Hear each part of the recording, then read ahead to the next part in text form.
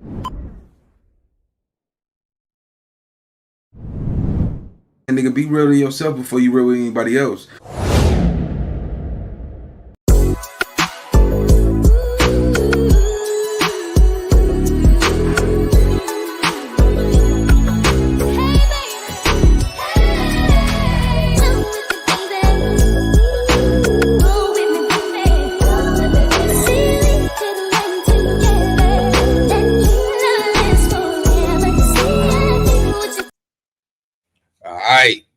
Gang. What's the big old deal? Man? So look, y'all gotta excuse my voice, man. You know, nigga voice out of commission right now, though, right?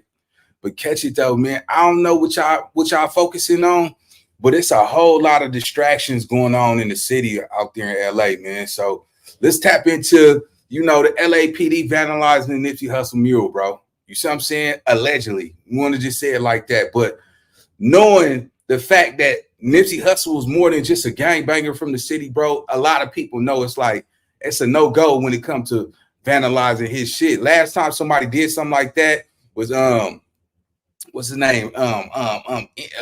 Not Red Boy, old boy from Inglewood Families, and niggas got on his helmet about that situation too. But looking at the game and understanding.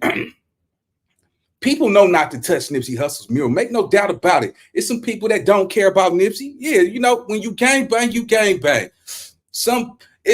He was more than just where he was from. You got to look at what he did for the kids in the community. Anybody that don't support community, you not no real one, bro. I don't care what hood you from. You a coward, because you got to look at it life from a whole different standpoint. Anybody that care more about gangbanging and, taking care of these kids and making sure that these generations that come after you have a fair chance in life, bro. If you put your own selfish greed over, the future of our children, homie, you're a coward. And that's just straight up, man. But just look what happened, bro. The way they did they marked the Gangster crib, like, to me, allegedly, I would think, how them Elroys do it. They might want to get somebody, from that gridiron program, that grid program, that type of stuff. Get one of them dudes to make it look like they didn't know what they was doing, like it was just some tagging. Back in the day, that's why I said, man, with that Crip piece, you don't want to expose that, because once people realize your plans, they coming to conquer and divide, homie. You see what I'm saying? Now we know. Ain't nobody from no Gangster Crips did no stuff like that, homie. We've been having murals of Nipsey for years and years and years. Every blue moon, you might get some kids trying to make a name for themselves. But that right there, homie, that is a clear state of action that came from them Elroys, man. You know what I'm saying? And we want to say alleged because we don't want to specifically just target them. But everybody know, man, the police play those type of games, man. When I was growing up, man, the police, if they want to be assholes, man, they'd pick you up and drop you off in the enemy hood. You see what I'm saying? And kick you out the car and let you get stumped out. You know what I'm saying? And that's how it was. And you got to even look at that from back in the day. A police officer would take you, drop you off in your enemy hood, and your enemies will automatically not even say, fuck that. Let's get up out of here, homie. You know what I'm saying? Because it wasn't a fair shot. It wasn't like you caught him by the pounds. If the police did it and leave y'all over there, I get this nigga and blacks on blacks. You see what I'm saying? And that's crazy, because we never had a time where, I don't know about it, but an enemy get dropped off in your hood, and because the police did it, you more like, hey, get up out of here, homie. Them crackers did that. You see what I'm saying? Them Elroys did that. And a lot of people, homie, they would take advantage of that and not even realize, damn, the police just dropped one of us over here, and they want us to kill each other, and we falling into their trap, man. So, yeah, man, let's get into this reaction, man. And, yeah, man, we got some little 1-2s to do, man. So let's get into it. And 5, 4, 3, 2, 1.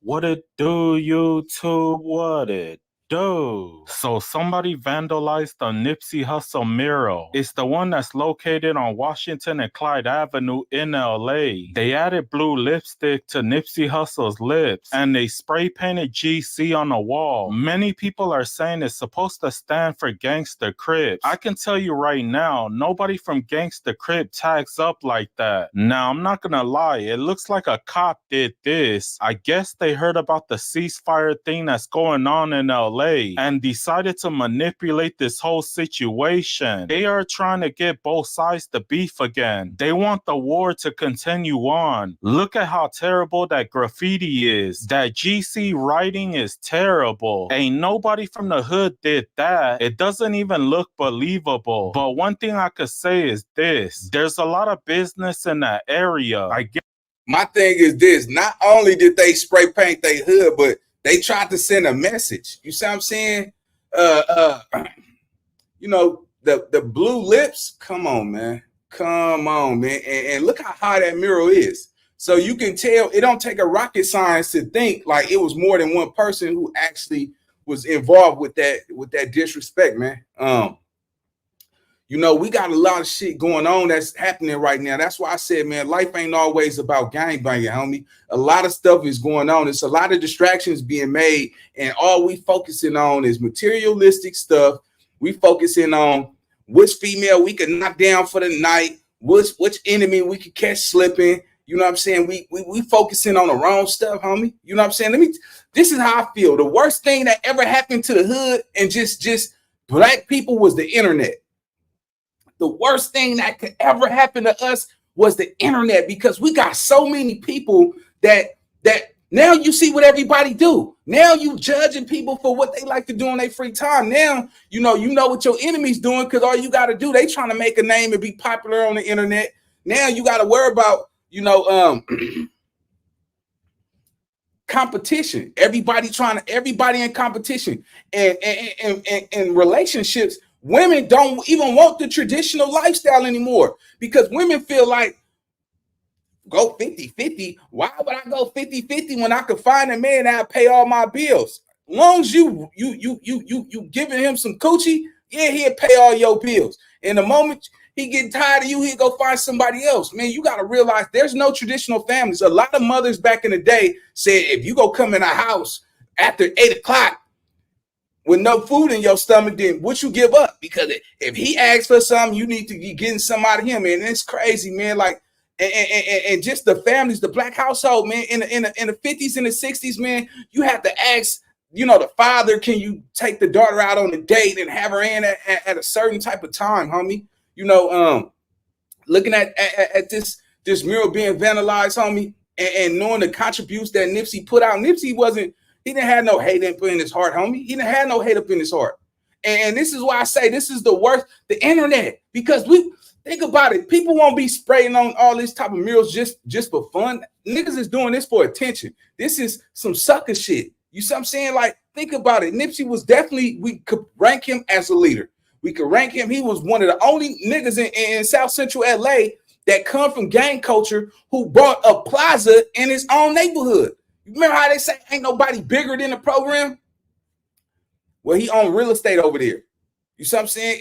There's never been anybody that achieved what he's done, not just in his hood, but just primarily over there at his age. We ain't saying, Macaroni Tony and Cadillac Bob and all them old school niggas who had that old money. We ain't talking about that. We're talking about in his generation, there was nobody who accomplished what he accomplished.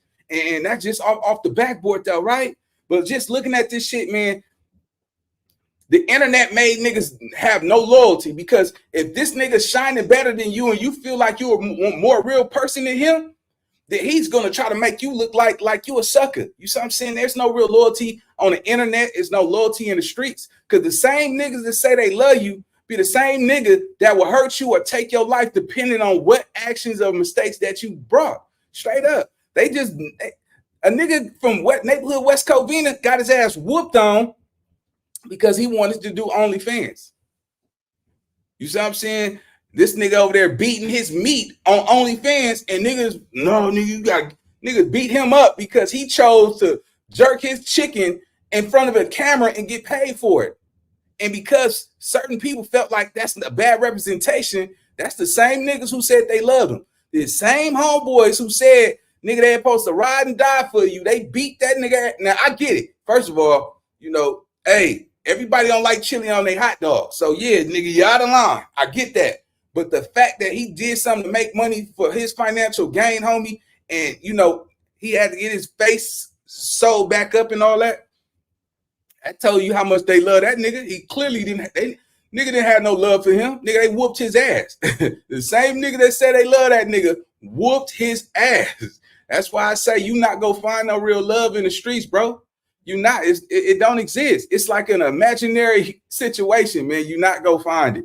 But yeah, let's get back to this, man. You know, the internet, man. It messed the hood up bad, though, homie.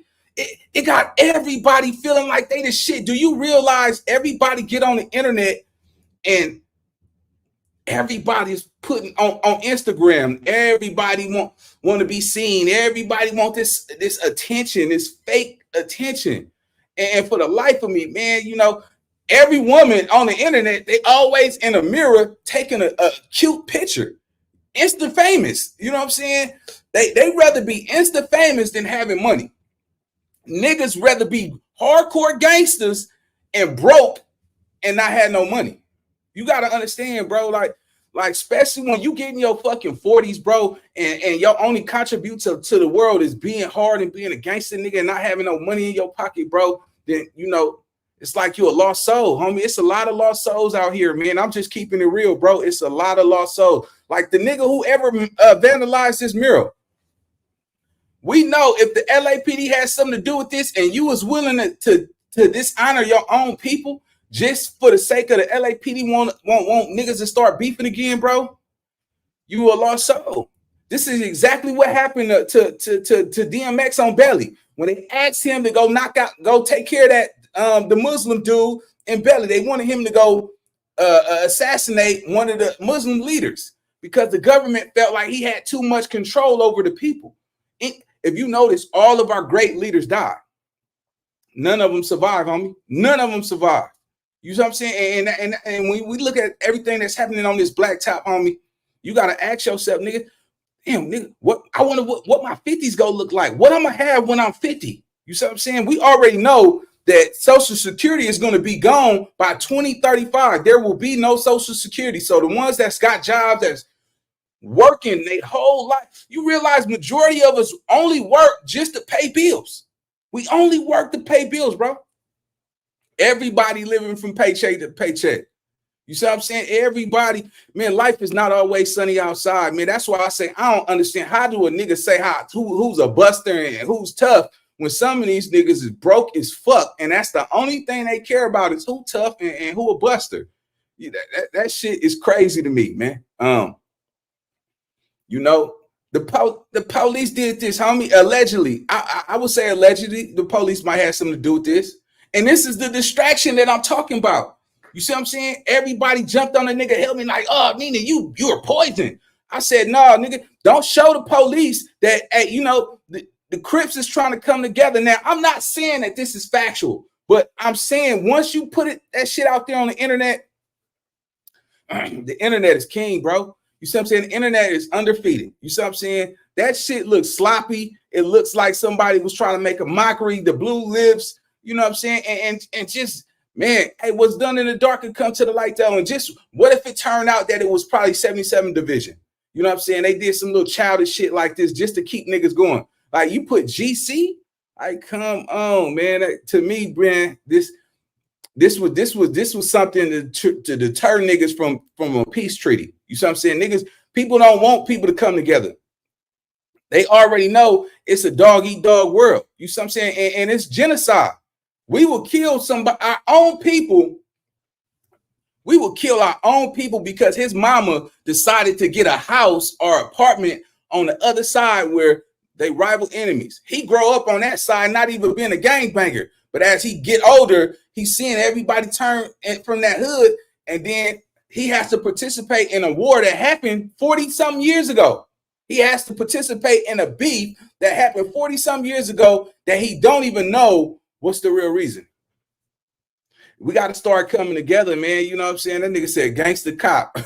We got to start educating, homie. We got to, let me tell you something. Do y'all realize mafias, the mafia gangs, they make money. Mafia people make money. It's an anarchy. The mafia people, they come together collectively and they rob and they kick everybody down that does missions and go on hits and licks and all that type of shit. Just imagine if gang culture, niggas would start to,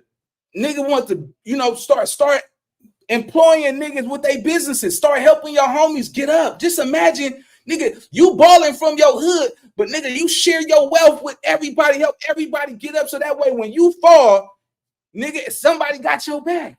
It's everybody for themselves nowadays, bro. Everybody for themselves. Don't nobody care about helping the next man. And this is probably why we don't strive.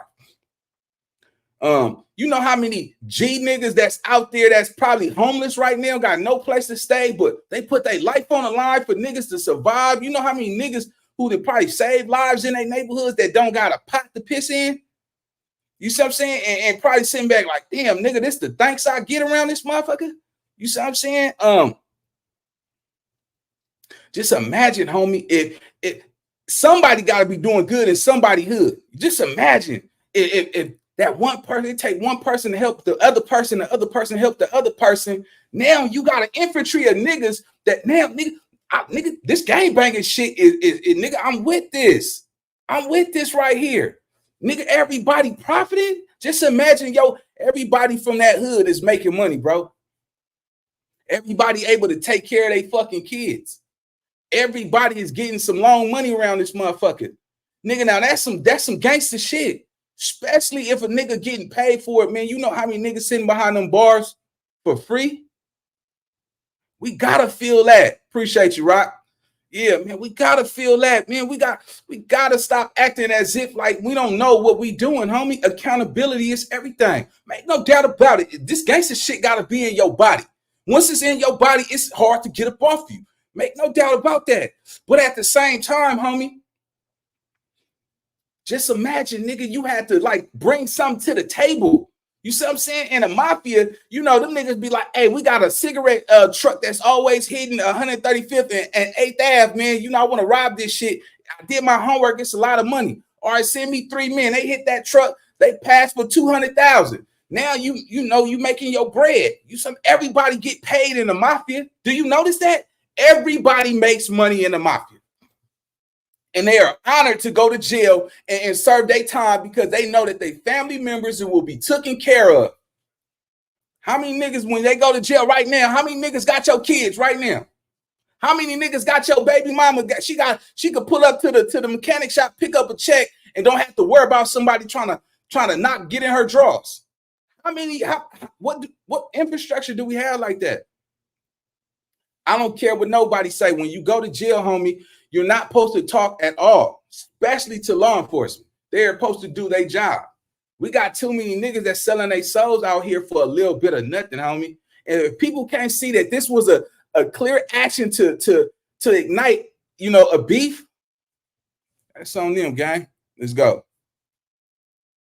Guarantee somebody got camera footage of the person who did it. When the footage finally comes out, I guarantee you it's gonna be a pig in a ski mask. The police officer that did this should take some art classes because my boy sucks big time. You can tell as a kid he failed first grade because he was the one that always colored outside of the drawing. Defacing murals is a new low even for police officers. This is a short video. I just wanted to bring you guys the news, but you guys let me know what you guys think. All right, yeah, man. So rest in peace, Nip, man. These dudes, man, they don't really get it, man. It's time to start owning shit. It's time to start really like looking out for our people, homie. All right, so we got some more content to come up, man. We hold on. Give me one. So y'all gotta excuse the voice, man. Shit is tripping. All right, so we got Vice President Kamala Harris, man. It's looking like she lied, man. It's looking like she lied, man. She told the world that her grandmother was black. Somebody sent me some content showing that allegedly Kamala Harris' grandmother died in 1960. So whatever dark descent woman who she took a picture with, who she said that was her grandmother, it clearly came back to be some, what up with my nigga? I see, bro. Some false information. So right now, let's talk about what's going on, man, because everybody talking about all this gangster shit in the city, who killing who robbing who. But, you know, everybody was voting for Kamala Harris because they said she was black, right? All right, cool. I don't think nobody should vote for anybody because they're a certain race, man. I think you should vote for people just based off of if they meet your needs and your criteria. But Kamala Harris, man, like the lady Candace Owens, or whatever her last name is, she did some research on Kamala Harris, and the facts is out. The jig is up. You know what I'm saying? Kamala Harris, that lady that she portrayed to be her grandmother, that was not her grandmother. Her grandmother died in 1960, which means that where did her black stems come from? And then a lot of people are starting to say, when they asked her, was she Indian? Was she Indian? She said, yes, I'm Indian. But you know, when you have babies, right? Those kids will come out, you know, with some melanin in them. They didn't find, her kids don't look like they have an inch of you know, African American in them. You know, right now, you know, people like, don't go for Trump. You know, he's an artist. He's an artist. Look, every president that we had damn near was an artist besides Barack Obama. So we got this interview with All the Smoke podcast, man. Let's get into it, man. Let y'all be the judge and the jury. Let's go. Sitting down with us. Thank you for having us in your home. We're excited to be here. Thank you both. I'm so happy to have you here. Thank you. And you do me great honor to be here. Thank you. In 2013, a blind date with your now husband, Doug. If you think back to that date and now we're here, did you ever imagine this was going to be the journey? No, I just have a really bossy best friend. It was a blind date, right? It was a blind date. And she called me up because she and her husband met him and got to know him. And then she just decided that this could work. And said to me, just go out with him once. Don't Google him, just go out with him. Don't Google him. Just give it a shot. Yeah, right? And it turned out she was right. It was a good choice. I'm in a very happy marriage. I'm very thankful. So where'd you guys go? Did you really eat, or did you just do a salad? Like, did you really let your hair down and have fun? So he came to pick me up. Okay. What kind of car? A BMW. Oh, okay. Moving in style. Well, okay, but here's the thing that was actually really funny in retrospect. I get in the car and he says, I just need to tell you something. And I'm like, okay, what's this going to be? And he said, I'm a really bad driver. Give you the heads up, huh? So that's how it started. Okay. I guess he was just trying to create low expectations. Right. And we went to what turned out to be his one favorite restaurant where everybody knows who he is, which was so obviously very smart. Yeah, so he could walk in and they were like, hey, Doug. Yeah. I see you, Doug. All right, exactly. Bay Area girl. Yeah. Born in Oakland. You grew up around the TMC times. Golden State Warriors. We hear you're a big fan. I am. And there was a rumor that you were in the stands when we were there in the We Believe era. I really. Can we talk about that? Yes, do you remember yes, that? I do remember. Okay, we want to say our Warriors are always good, whichever era, but that was a very special time. I mean, it was electric. You guys remember? Absolutely. It was electric. Yeah. And everybody, we would take BART to get there and just and go, and it was just, you know, I mean, this is the thing I love about sports in general, but I'm gonna say my Warriors, our Warriors. All right, so let me ask y'all a question. Do y'all see any African descent inside her? Do you see any heritage in her? You know, now this is not to be prejudiced of any sort of content, right? But you know, I think she had a book that she stated that her grandmother was black, and you know, and she showed a picture of a African American woman, and I guess a lot of women, because you got to realize on the masses level, a lot of women was actually voting for her because they said she was black. We know her mother is Indian and her father is from Jamaica, right? But she primarily lived with her mother. Her father been out of her, wasn't in the household. So she probably grew up with the Indian heritage, you know, despite, even if she is allegedly, you know, African American, she didn't grow up as an African American, if that makes sense. You know, if she didn't grow up as a, you know what I'm saying? No African American family values or structure. You know what I'm saying? And I'm trying to say this in regards of, you know, you don't have to lie to get the African American votes. You see what I'm saying? Because I think that's kind of like misleading people. And I'm trying to say it in retrospect, in regards of, you know, people don't like to be, you know, misled, you know. Yeah, so yeah, you know, I say this, man, you know, whoever wins, wins, man. But at the same time, right now, a lot of people, a lot of African American women, because I remember, you know, a lot of people saying, what are you going to do for the blacks? And she said, I'm not going to do anything for the blacks. She said she going to do something for everybody. And a lot of people felt like, okay, that's cool, that's fair. She want to help the world. They still in. But now that they're allegedly saying that she's not black, it's starting to look all bad for her, man. Hey, the jig might be up, man. It might be up for her. It might be over. Let's go. Is that it really was about bringing like all kinds of people from around the Bay Area. And, you know, the Bay Area is a melting pot, right? Yeah.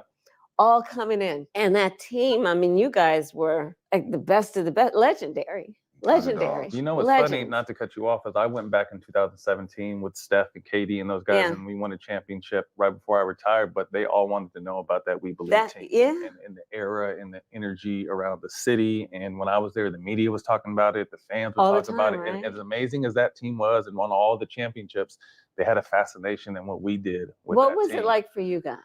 For me, it was big for me because I had some trouble 2 years before, so I needed to come into a situation where I needed to change. Yeah. And it was a blessing in disguise for me. You know, I landed with a whole bunch of guys I knew.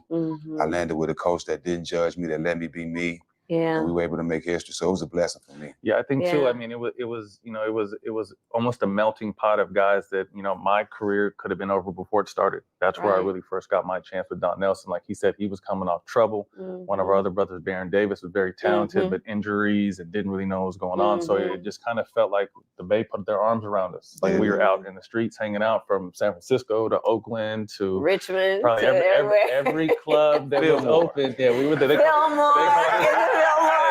They called us the Fillmore Five. The Fillmore Five. Yes, we were out. We really just embracing the community. But I mean, one thing I'll say about the Bay Area fans is, like you said, you always want to say they were good, but there was times where they were terrible, but the support never wavered. You guys were so loyal to the fans. Yes. I mean, first of all, loyalty as a general matter in life, I think is one of the most important. Growing up, my mother used to say, you got to have a code.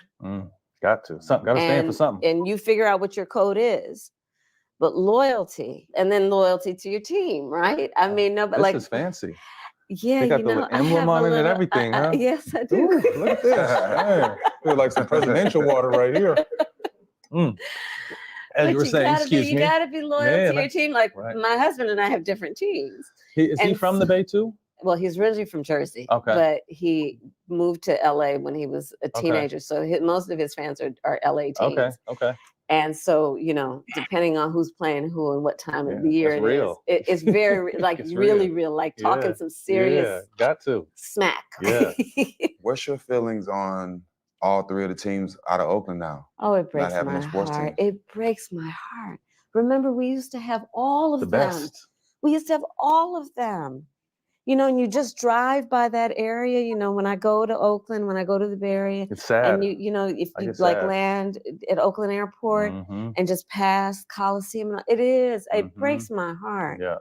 And good teams. Yeah. Yeah, and for us, I think as players in our time, we more worried about the workers and the people that were there, because that's who made us feel good. Exactly the workers, every day we came in there, we saw those smiles. We got hugs by people actually from Oakland, and to see them lose them jobs to San Francisco, that really didn't. You're so right. It was part of the economic engine of Oakland. Yeah, exactly. And then the vendors And it was, you know, and it was local folks, Yes. small businesses. Yeah.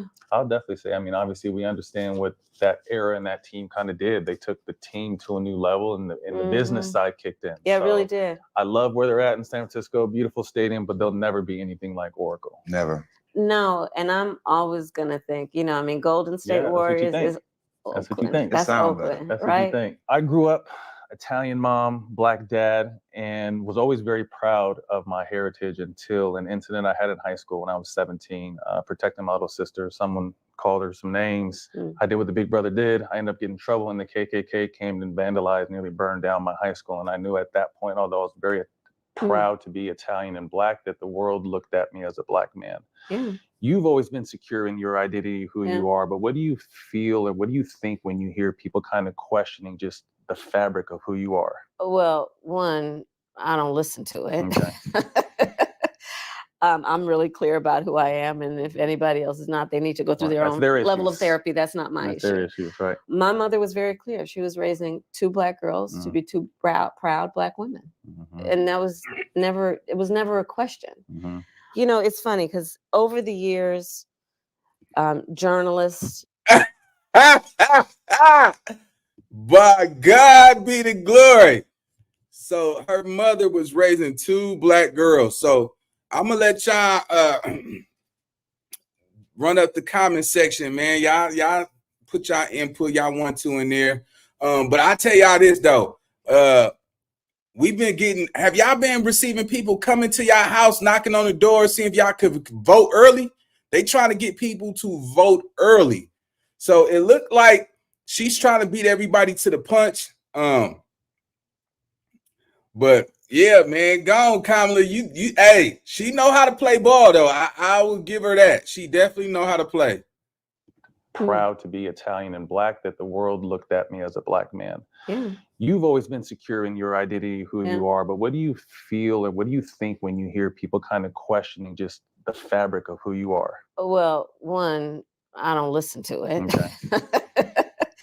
I'm really clear about who I am, and if anybody else is not, they need to go through their own level of therapy. That's not my issue. Their issues, right? My mother was very clear. She was raising 2 Black girls to be 2 proud Black women, and that was never. It was never a question. You know, it's funny because over the years, journalists, some, not most, will want to talk about it. And I say, okay, if you want to have this conversation, I'm prepared to have it, but sit down and get comfortable for a few hours. If you want to start talking about race in America, you want to talk about what, the 1/8 rule? A drop. You want to talk about what it means in terms of who you are perceived to be and the impact that can have on the rest of your life, regardless of who you actually are in terms of your God-given capacity and the rights that you have and should have. So, you know, I don't mess with that. I think that's other people trying to figure some stuff out that they got some issues. They got to deal with it themselves. You've also been attacked. It sounded like she was a little bit uncomfortable. I think the way she deflect from it, I think she did a very good job. And in actuality, man, it doesn't matter. It shouldn't matter what ethnicity she is. Let's be honest.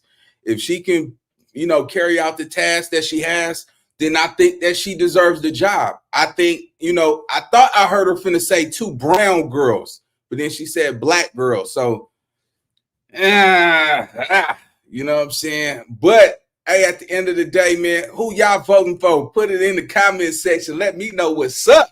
Let's get it. Nigga, go on. All right. For not having biological children, but you are a stepmom and I'm a stepfather. I just had my 7th.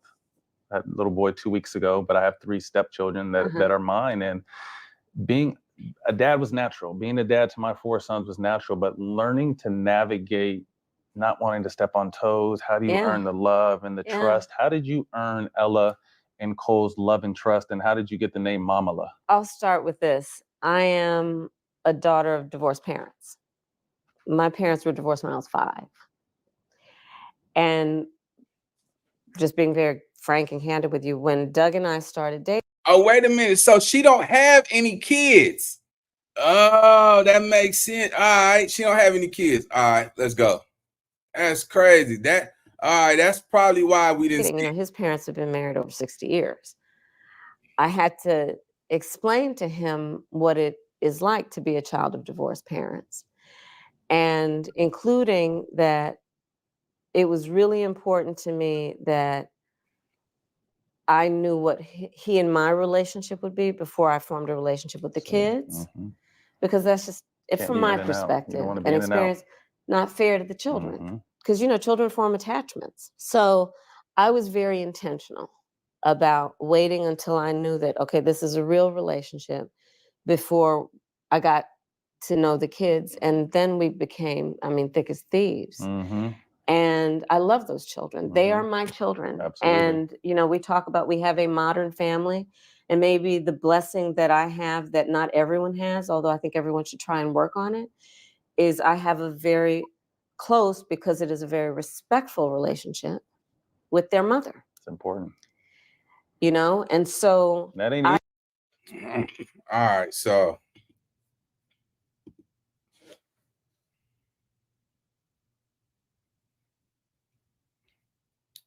I guess this is her mother. She's full of pride and would never want anyone to ever pity her. She never could. She worked hard and she was full of pride and would never want anyone to ever pity her. She never complained about anything. But I also knew how she suffered. I knew how she stayed up. Okay, so all right, let's get it. I can't play too much of it. I don't want them to. Easy. That's rare. No, it's not. It is not. And you have to work at it. Give me a hot flash. Hold on. But you have to work at it. You'll be all right. Because here's the thing. Here's the thing that we have to remember. And I know we do. And we feel, but we have to be intentional about it. Because the forces and the emotions will drag us from this point. The most important thing is that our kids grow up healthy. And, you know, I think of the many things that we role model, probably the thing we role model the most that we don't realize is how to form healthy relationships. You know, we teach our kids how to drive. We will sit down and do homework with them. But one of the things we are teaching them every day, and we have to be intentional. We will not be perfect. Right. We will fall short. But it's how to develop healthy emotional relationships. One of the ways, especially in that dynamic, when you're talking about my husband's ex-wife, is how to be respectful. And I was very intentional about, for example, knowing that the kids, as they got to know and form a relationship with me, would not want to feel like they were somehow being disloyal to their mother. And I knew that. And so I was very intentional about always making sure that I was clear with them, that I would say things like, well, how does your mom do it? You know, I love to cook. How does your mom do? Show me how you do it. And I think that's really important, because, you know, this is the thing that I think has become clear, especially as I'm now running for president, and these kind of conversations are becoming more prevalent. Like, what does it mean to be a step parent? The people who don't get it are understanding, is there a whole lot more of these kinds of relationships than people realize? This is not the 1950s. Blended is the new norm. Right. Blended families are the new norm. It is. It is. And they're beautiful. Absolutely. And it's a beautiful way to live, to build and grow your family. You know, I talk about it even in my speech at the convention. I grew up with the family that is my family by blood and the family that is my family by love. And sometimes that's thicker. And that's exactly right. That's thicker. That's exactly right. I think increasingly people, especially younger people, understand that, right? That there's the family you're born into, and then there's the family you choose. And it's on you to make a decision about what you want and how you define your family. And you have the right to do that, you know? I tell Mike, I'm just an extra layer of support and protection. I'm not there to replace your dad. I'm not there to, you know, I'm here to help in any way possible. Right. So Mamala came about because it's Kamala, and then they just got creative with it, and it's Mamala. I love it. Yeah. So, all right, shifting a little bit of policy talk. And before we talk about policy, can you briefly explain, because I think sometimes there's misconceptions of the power of the president or the power of the vice president. Explain how a bill becomes a law. Okay. I believe that the best way the system works is when the power is with the people to then advocate for their needs. He didn't ask that. He asked, how do a bill become law? The big macro stepping back, right? He asked, how do a bill becomes a, oh my God. One of the ways that the system works to do that that the system should work to do that, is we have elected representation who represent the people in these state legislatures, which is where laws get passed, or in Congress, which is where the federal laws get passed. And for the system to work the right way, legislators, these members of a state legislature, let's say your state senator, your state assembly member, or your congressman or your United States senator, will meet with. And it took that long. It sounds like she's trying to deviate because she don't know how to answer the specific questions that he's asking. But I think she about to land it right here. Let me just make sure. Hold on. And they'll have ways of receiving information from the people about what they want. I think it's really important always that we know our power to organize around what we need. And sometimes that'll take the form of writing letters. Sometimes it'll take the form of mass protests to make sure the voice of the people is heard by their representative leaders, who then have as their responsibility to write up some legislation that meets the needs of the people. And then when they write that up, they take a vote in their body, if it's a state house or Congress. And if the majority of the people there agree with it, it becomes a law. Wow. Go. Hey, all I'm gonna say is go on, because when she get in, you see when she get hit with tough questions, she get to puzzling. She get to be looking down, trying to figure out what words she's gonna have to, you know, describe to answer a question, bro. She's deviating from specific questions, bro. Like, this is important to people who are going to vote for her, homie. You can't just be voting for somebody by the color of their skin, clearly, because when she get hit with these questions and it's an uncertainty, how can you trust that? You know what I'm saying? I'm not trying to deter anybody to pick, you know, anybody, but y'all pay attention of who might be the next president, man. It's crucial. Let's go. So that's how it's supposed to work. And I mean, it does connect to what we were talking about earlier, which is then reminding folks they have a right to expect that their leaders will hear them and take seriously their needs. You know, a lot of why I think it's important to talk about our accomplishments on things like, we finally let Medicare negotiate drug prices with the big pharmaceutical companies so that we could cap the cost of insulin at $35 a month. You know why that's important? Because forever that never happened. And when we explain to people that they kept advocating and kept fighting for it to happen, and it did happen, it reminds people, don't give up, keep fighting for the things you know are possible, even if it's never happened before. I think it's important for people to know, you know, when we, like, for example, I helped write the George Floyd Justice and Policing Act when I was in the United States Senate. People by the hundreds of thousands marched, rightly, out of pain, out of knowledge, out of commitment, that we need to take seriously what we got to do to deal with this system. And so we couldn't get enough votes to pass it, but we got it that far that we wrote it up. And we got it as far as so that under our administration, the president was able to sign an executive order that put a lot of what we put in the George Floyd Justice and Policing Act into an executive order. So at least for federal law enforcement, we're now dealing with no-knock warrants. We're now talking about a national database for police officers who have committed misconduct. To the people who say, why are we still marching in 2024 when it's common sense what people need? What do you say to that? Look, my parents marched for civil rights back in the day. I do believe there is no significant progress that we've made in our country without the people often taking to the streets.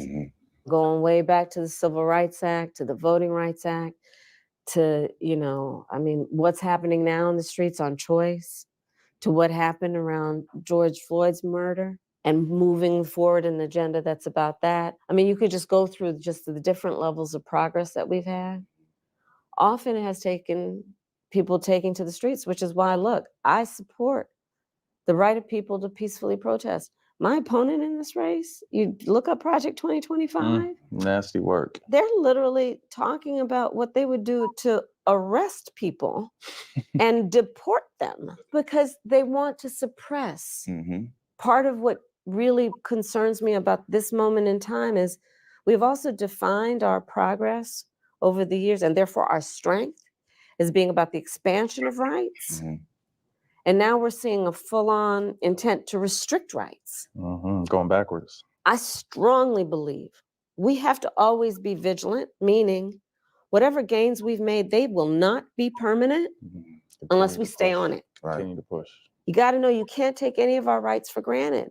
And that's why we have to stay active. And that's about voting. That's about being involved in community organizations. That's about having those conversations when everybody gets together, whether it be at the barbershop or on the kitchen table, to remind ourselves about, look, what's happening and what do we need to do about it? And also think too, I mean, some of the stuff we stand and fight for, you know, I do it as a parent. In my lifetime, I may not see the benefits, but I have 7 kids who are going to have more kids that are coming down the pipeline that may one day, I'm sure when your parents fought, they're thinking by the time my daughter's old enough, hopefully she won't be going through this. That's exactly right. But see, they also taught me this. Don't fall asleep on this stuff. Don't fall asleep on it. Don't sit back and get comfortable. Like, oh, that's done. You know, there's this old saying, it's Coretta Scott King. She said, and I paraphrase it all the time, the fight for civil rights, which she meant the fight for justice, the fight for equality, must be fought and won with each generation. And I think what she meant is, 1, understand whatever gains we make will not be permanent, and 2, therefore you must be vigilant. You got to stay on top of it. And by the way, don't complain about that. And HBCUs are such a big thing now. And it's, I feel like when things get trendy, they become, you know, everyone wants to talk about it and be a part of it. You were someone who went to an HBCU. As an athlete, I'm just like, it's a great idea. And I wish it was more cooler when I was coming up. But at the same time, I don't think the facilities could have held us. You know what I mean? I was fortunate enough to go to UCLA, and it was like being a professional athlete. And we were speaking to, you know, some of the brightest minds come from these HBCUs, but the conditions aren't what some of these other schools are. So the history of our HBCUs is a phenomenal history, which again was born out of struggle and people sitting around saying, we're not going to wait for other people, right? So there were a collection of people that were white and Black and of many different backgrounds who understood that young, Black, bright people were not having equal access to top levels of education. And so in a nutshell, that's how our HBCUs got formed. I attended Howard University, which is one of the oldest. And it built up over the years with its purpose and mission being to create national and international leaders. It had a reputation of doing that because it did that. But over the years, we also know that our students, HBCU students, don't necessarily, frankly, make the same kind of incomes that people who go to predominantly white institutions do. Don't start out on the same base. So even if they are, they're also taking care of their parents. They're also taking care of their younger siblings, and don't necessarily have the extra to be able to build for the school, the endowment, which alumni give to, that ends up funding things like a first class program, facilities, be it athletic or scientific or something else. So a lot of my work, especially in the Senate and now as vice president, has been to increase federal funding to HBCUs, because again, I know they are centers of academic excellence. They are centers of academic excellence, but don't necessarily have the same kind of resources. And so far, we've given now under our administration, as I've been vice president, $16 billion more to our HBCUs. When I was senator, I was responsible for helping to get billions into upgrading literally the physical structure because they're old. Yeah. And I think increasingly, to your point, more people are understanding. It's like we maybe skipped an era, but we're getting back to a place of more people understanding what our HBCUs do and giving more support financially to them. Yeah. But we have to. I mean, it's an incredible experience to walk on campus and everybody looks like you. Right. And to go to class and to have a teacher who takes none of your excuses. To remind you of your mom. Just like your mom would. That's exactly right. Yeah. It reminds you that, no, you just have to work harder. You just have to compete. You'll be the class president if you do that. And the other thing that's great about an HBCU, you could be the class president at the football star. Same. You could be in a sorority and be the head of the science club. Like it also, the beauty of HBCUs is every signal it sends you is telling you, do not confine yourself to somebody's idea of what it means for you to be a young Black person in America. I want to touch on mental health. Yes. Mental health is big in the Black community, especially Black men. Yeah. We have a lot of Black men out here who starting grassroots organizations to help their communities. I'll give you an example. A guy named Zeke, he's building chapters called New Era in all over Detroit, the Bay Area, Texas, everywhere. And then what they're doing is they're taking care of the communities. Regardless of race, if somebody's been mistreated, if a store been mistreated, if somebody's been mistreated in that community, they're going to handle 19 it keys hands-on. too, right? 19 keys and also Zeke.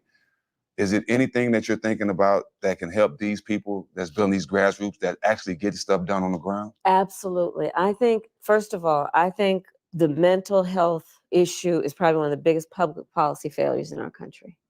We have acted as though healthcare we've acted as though the body starts from the neck down. Right. Instead of understanding we need healthcare also from the neck up. And it has to be done in a way that gives people the dignity and the respect they deserve. Right. The most effective mental health care is often because it is peer-based. It is without judgment. Now, y'all got to realize look how she's reflecting and pay attention to, hold on. Notice when they're speaking on the behalf of African Americans, she rebuttals in context of all people. She's not specifically targeting African American people when they're asking these questions. She don't care that every race want to know what are you going to do for them as a whole, as a community.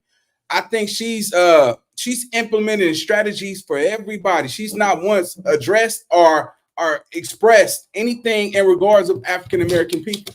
So y'all just pick that up, man. Y'all got to listen to the details. And she's freestyling as she's going in regards to answer the questions, but she's not speaking about what she's planning on helping us. They're speaking from, mental health overall, but we know what they're coming for. They're coming for like African Americans that suffer from mental health. But I don't know, man. It's kind of looking like, she's navigating through those questions and she's trying to find common ground and relate to, to them on that level. But at the same time, you got to look at her background. You got to look at, who are her peers? Who do she function with? Because we didn't even know about Kamala like that. We did not know. We never seen her at no barbecue cookout. We haven't seen her do anything as the VP. So make sure, man, when y'all listening to these elections and these political parties, make sure that y'all listening and watch the face. You can watch how her eyes, go left or they go right. She's trying to make something up as she go, man. So it's important that we really make sure and hold people accountable. Me personally, all I care about is making sure that, the people get what they actually want and not, have to take what they give. You know what I'm saying? And that's my only standpoint. Let's go. Judgment, and it understands people have to be understood for, who they are culturally, who they are in terms of their life experience. If you're really going to be able to get into their needs. I worked with a brother here in DC, Kier, who actually has been doing a lot around modeling in particular. And I had him come in a couple of years ago, actually. We've been talking about how we focus in particular on our Black men and our young Black men, because we also have to take the stigma away. And so part of that is about reminding people, it's just like, if you break your arm or you got a toothache, this is about healthcare and helping people understand it's a sign of strength to ask for help, not a sign of weakness. Right. Because when we talk about mental health care, a lot of it, especially for people who have experienced trauma, we're talking about pain. And we understand physical pain. The mental. Take an aspirin, whatever. But we don't deal with mental and emotional pain in the same way. And here's the thing. First of all, look, growing up in poverty, trauma-inducing. Major. Growing up around, any form of violence, which crosses socioeconomic lines, by the way. So let's not act as though it's just right, low-income people. Everywhere. everywhere, trauma-inducing. And the thing about it is, you know, when we talk about post-traumatic stress disorder, right? What happens when you've been repeatedly exposed to trauma? Somebody explained it to me years ago. It's oversimplified, but I'm going to offer you this. So imagine you're walking across a busy street every day, and a Mack truck comes barreling down. You will produce basically a without even reflection. You'll jump back. If every day you're walking across the street, that thing, you overproduce the thing, so that one day you're walking across that street, that Mack truck has come barreling down, you see it, and you keep walking. And then we start talking about our young people don't have emotions. Numb to it. They're as though they've chosen, as though they have chosen to not have emotion. And we don't realize that a lot of it is physiological, literally. It's how the body learns to protect itself. Yep. And for our youngest children, then what does that mean? They start acting out in class. What happens? They get kicked out of class. They're the bad kid. They still start self-identifying that way. And we know where that leads. A lot of the work I did years ago when I was actually DA of San Francisco was focused on a project that it ended up developing itself into what we call the San Francisco Wellness Center, which was focused on early detection of childhood trauma so that we could get the diagnosis going for the treatment, right? Because if you don't diagnose it, you can't treat it. Right. And I actually brought in mental health care professionals to talk with public school teachers about it. Like, this is what you're seeing in the classroom, and help people put a label on it as the first step to diagnosing it. By all of our accounts and feelings, our second mother. She helped raise us. And so she was a small business owner. So I'll start with the small business, and congratulations on what you guys have done.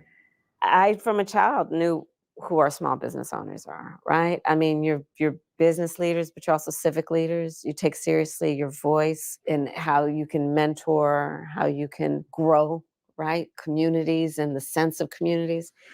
I love our small businesses. And so a lot of my work in terms of building and growing the economy has focused on small businesses.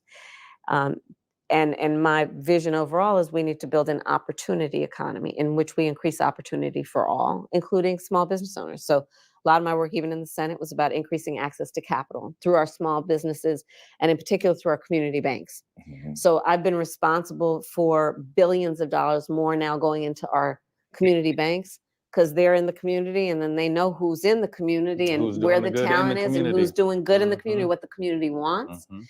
And so part of my plan as president is to give small businesses, startups, a tax deduction of $50,000 to start up. Because right now the tax deduction is $5,000. Can't do nothing with that. That's exactly right. And see, the thing we know is that most of our small business, our entrepreneurs who want to start a small business, got a great idea, have incredible work ethic, but you know, they weren't handed a bunch of money on a silver tray. Right. And they just need to get their foot in the door. So there is that. There is what I need to do and what we need to do around making housing and rent more affordable. Part of the problem there is we have a housing supply shortage. My plan includes giving tax incentives for home builders to build 3 million more homes by the end of my first term, to increase supply, to bring down cost, and to increase home ownership, a $25,000 down payment assistance to first-time home buyers. See, I think that's, to me, let me just say this, and y'all can have your own opinion about it. I think in today's society, it is absolutely, it serves no point to buy a house in this economy. Why? Because when you buy a house, you're stuck on a 30-year, if you can't sell it, if it's not a profitable house, most people take what they can. But you stuck with that house for 30 years. You see what I'm saying? Like, at least I know, like I'm moving out of this apartment right here, right? I'm moving out of this apartment, and I'm like, at least I could get up and go somewhere else. My lease is up.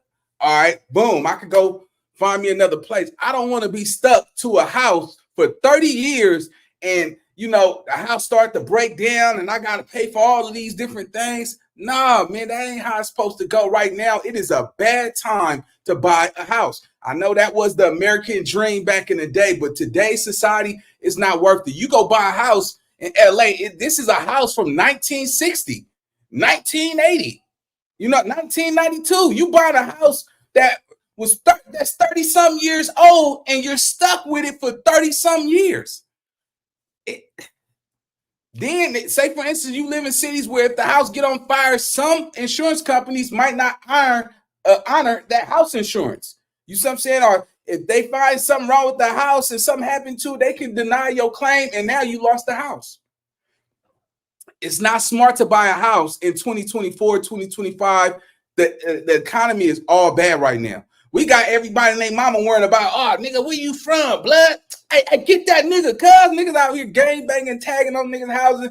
This is not the time to be buying no fucking house. I'm gonna be honest with you, it's not the time. If you don't go ahead and get you a little 12-month lease, 9-month lease, man, and move around, get up out of there. You see what I'm saying? Shit. Times is hard. Life is hard. Shit. Matter of fact, it's time. And look, and if you stand in a high area, it's time to downgrade. It is not that serious. Look, it is not. Look, me myself, I'm like, man, it's time to go. It is time to get up out of here. I don't care about none of that shit no more. I actually want to go move to the hood somewhere and pay some cheap ass rent, because the nigga always on the grind anyway. Shit, all that paying, all that extra money. Niggas want to stay at condos and live this certain type of life. Man, look, bro. As long as you safe at the end of the day, you know what I'm saying? You got a chopstick in your house or whatever, and you got reasonable. Think about it. Ain't nobody making no money like that. I don't care. Come on, man. Let's be honest. These niggas is not doctors and lawyers. These niggas is working at Walmarts, Targets, FedEx, UPSs. Ain't nobody, hey, man, ain't nobody making no money like that. Get you a mobile home. Bullshit. I said I come down, but I ain't going all the way under. Nah, I think mobile homes is actually a good idea for somebody. You know what I'm saying? I was just joking, but nah, mobile homes ain't for me. But nah, real talk, man. Hey, it's too high out here. It's too high. In a minute, it's gonna be about the have and the have-nots. You see what I'm saying? I think if somebody was smart, you know, what's the point of pay? Think about it, man. Rent is so fucking high. You got lights, gas, internet, all these car insurance, life insurance. Man, come on, man. Like, gosh, but I don't know about y'all, but at the end of the month, if your bill's coming out to $5,500, something needs to drop down, bro. If you putting out $5,700 every month, on top of that, you still try to have a man. That's too much, bro. It's too much shit, nigga. Take me back to 1992. You know what I'm saying? 1993. Let me make $5,700 and all that, man. Back in them days, nigga be double balling out here. You know what I'm saying? Life is hard right now. It's hard on the yard. Yeah, man. Look, that's why nigga throat is tired, man. Nigga been in that wind and shit. I'm getting the fuck up out of this mother. It is not that serious. As you get older, man, you start looking like, damn, do you need all that? Do you have to? I mean, what is it for? Bragging rights? Like, what are we really trying to accomplish here? You know what I'm saying? Because at the end of the day, man, you paying all that damn money, and I bet you somebody go, oh, Nina boy going broke. Nah, Nina boy just, you know, upped his lease. His lease is over. Nina boy like, man, it's time to do something different. Move around. That's all. You never know. My next spot might be bigger than this. You know what I'm saying? But real talk, man, it's not a good time to buy a house, man. And I'm telling all my peoples that it doesn't serve no purpose to commit to a 30-year mortgage loan and be stuck with that mortgage for 30 years. It just don't. Come on, man. Let's go. Because again, people just need to get their foot in the door. They'll grind after that. Right? Mm-hmm. That's exactly right. They'll grind after that. That's exactly right. Mm-hmm. And we know home ownership, especially for the community, that's the fastest, most effective, and most sure ways to build intergenerational wealth. Mm-hmm. it's then when your child says, I want to go to an HBCU or some other college, and you say, well, honey, you don't have to take out a student loan. I'm going to take some equity out of the house. Or your child says, I want to start up a small business, and you can say, let me take some equity and help you. First, what is that business? Let me make sure it's not no belt plane. Well, but you know what I'm saying. No, I get what you're saying. You have something to pull from. Productive, right? You have something where it's about intergenerational wealth. Because see, here's how I feel about the economy and the economy I want to grow. We have, over the last 4 years, reduced Black unemployment to the lowest it has been in decades. Okay, that is an accomplishment. However, I believe, need to measure our success not just only about everybody's working, but can you build wealth? Can you start saving? Can you start saving? Can you buy a home? Can you start saving to take your family on vacation from time to time? Can you save enough so that Christmas time for you and your children is not stressful, but something enjoyable, right? And so it's about, yes, we got to make sure that we have high employment, but also that we create opportunities for people to build wealth. Get ahead. Part of my plan is also to expand the child tax credit. $6,000 in the first year of your child's life. Man, I could have used that one. Because you know what that means. First year, that's such a critical stage of a child's development. And it's expensive. So you know what that's saying? She's basically saying, if you have another baby, I'll give you $6,000 for each child that you have. So basically, they realize that it is a low supply on African Americans. We're not reproducing as much as we used to, because everybody, you need to have $300,000 if you want to sleep with me. Yeah, nigga got to have $1 million to have a baby with that girl. You know, my baby want the best. My baby want Gucci. You don't even got a job, but you know your baby want the finer things in life, and you don't. All that is out. Better get a job, nigga, because the nigga ain't finna be working hard and slaving just so you and the baby could live a prosperous motherfucking life. Hey, men are starting to clap back, man. Hey, niggas ain't slaves out here. But I do think that, to me personally, that why is it only an incentive to give a $6,000 tax credit on a newborn baby? What about if that baby is 2 years old or 6 years old? It should be an age gap that, all right, if that baby is a newborn to 12, every year you get an automatic $6,000 tax incentive in regards of how, if you're filing. That's what I'm on, bro. Like, this is only primarily for a newborn baby. That's not helping nobody. A family's got to buy a car seat, a crib, the things that... The necessities. Because I start from the perspective that the vast majority of parents want to raise their children well. They love their children, but don't necessarily have the resources they need. And if we understand that the children of a community are the children of the community, we'll understand that an investment in something like the first year of a child's life benefits all of us. But these are things about building what I call an opportunity economy, which is about helping people not just to get by, but to get ahead. Because most people, look, here, maybe you've gathered this already. Here's where I come from. Most people have ambition. They have aspirations. They have dreams. And they are willing to work hard. And if we give people the opportunity to actually meet those goals, they jump for it every time. But not everybody starts out from the same place in terms of having the opportunity to just get in there. And so my plans, whether it be $25,000 down payment assistance, whether it be a $6,000 child tax credit, or helping people in terms of what they need to do to be able to start a small business with a bigger tax deduction.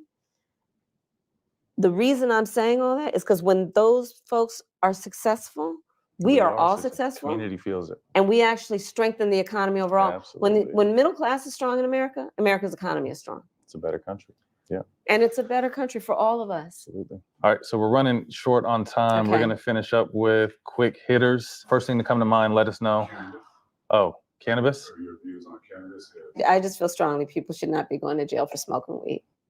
What? And we know historically Oh my God! who has gone to jail. Wow, that's crazy. Now, did y'all just hear what she said? She have locked hundreds of African Americans up for smoking marijuana. That is crazy. God digital. Absolutely God digital. That is crazy to me, homie. She have locked up hundreds of people who probably still in jail. That is crazy. Hold on. I know I ain't tripping. Let's go. In America, America's economy is strong. It's a better country. Yeah. And it's a better country for all of us. Absolutely. All right, so we're running short on time. Okay. We're going to finish up with quick hitters. First thing to come to mind, let us know. Oh, cannabis? What are your views on cannabis? I just feel strongly people should not be going to jail for smoking weed. And we know historically what that has meant and who has gone to jail. Mm-hmm. Second, I just think we have come to a point where we have to understand that we need to legalize it and stop criminalizing this behavior. And so, and I've actually, this is not a new position for me. I have felt for a long time we need to legalize it. So that's where I am on that. I love it. Well, Okay. She said weed, not cannabis. Pay attention, y'all. Yeah, that's old school, right? Yeah, that's old school. I like it. I like it. All right. I loved it. Favorite holiday to cook and what's your signature dish? Well, Sundays are my favorite days Sunday to dinner. cook. Sunday family dinner. Okay. I mean, these days it's more difficult for me than ever. But Sunday family dinner, Yeah, get everybody my together. happy place, and whoever is around, bring your friends. Oh, party. I'm gonna leave you my number. I want to get invited to one of these Sunday dinners. I'll be back. Okay, you guys are welcome. Yes. Best musical artist in Bay Area history. Ooh, put her on the spot. Oh, ever? Now Your my mind is opinion? going through lots of. opinion? I mean, I could go with Too Short, but You I can't mean, go wrong with Too Short. Yeah. Raphael. Are you kidding me? Raphael is Mac Dre. Yeah. Are you kidding Yeah, me? you know, Tupac had his. Yeah, he's wrong. He claims his it. properties, yeah. Yeah, he claims it. Did she just say I could go with Too Short? The BITCH? Oh no, man. She putting on the show for the she know. Let's go. Oh, go, Kamala. She trying to win her brownie points. 40. Yeah. 5 dinner guests dead or alive. I'm gonna get emotional when I say this. My mother and my husband never met. Oh, okay. My mother passed away before we got married. So if I could put him at the table Yes. with my mother, Okay. Shirley Chisholm, first Black woman to run for president. That's big. Oh, and first time I hearing would that one. so A lot of people love don't know to who she sit is. with her. Pick her brain. I yeah. would so love to sit with her. I mean, I feel that I know her because I have studied her life. You're walking in her footsteps. And yes, that a path that she created, Mhm. right? It's a beautiful thing. One of my heroes is Thurgood Marshall. Mm-hmm. You know, and you talk about like him being active in the streets and what he did in terms of representation, and then went to the court and carried that over. Big. Who's that last seat going to? You know who I saw recently, who I just love, but he's one of two, the Justins from Tennessee. They refused to be silenced. They're both in the state capitol. Okay. And they were speaking up about gun violence. Okay. And then the other legislators tried to shut them down. And Justin Jones is actually from Oakland, and born where I was born at Kaiser Hospital, Oakland, California. Yeah. Okay. Yeah. That would be kind of a good mix, because then that's kind of different generations of leaders. First thing you do in the morning, last thing you do before you go to sleep. First thing I do in the morning is work out. Mm-hmm. There is a prayer that comes in after that. Yes, of course. Every day. Mm-hmm. And last thing, usually to tell my husband I love him. Mm, I like that. Beautiful. Mm-hmm. What's your guilty pleasure? Do you have any? Yes. One of my guilty pleasures, especially when I'm on the road, are my Doritos. Oh, what flavor? Nacho. Old school, original. OG. Come on. Yeah. OG. Come on. Red bag. Yeah, that's exactly right. Red bag. That's exactly. Got to have a napkin nearby. Right. Yeah. I don't know. Is these questions, these answers sound like they pre-prepped, like nachos? Like, who still eat nachos? I don't know. Let's go. Love it. What was your process? Because it was fast. What was your process, and what did you do when you were deciding who to pick for your vice president? You know, ultimately what it came down to was Tim Walz if you look at Tim Walz and you look at me and you have a sense of who we are and where we came from, you think we have nothing in common. But his, he comes from and grew up in the same kind of, different part of the country. Folks were a different color from a different culture, but same people, hardworking people, straight talking people, people who have values. And I just found that so familiar to me. And I guess that the process was ultimately, I made a decision about my gut around, like, and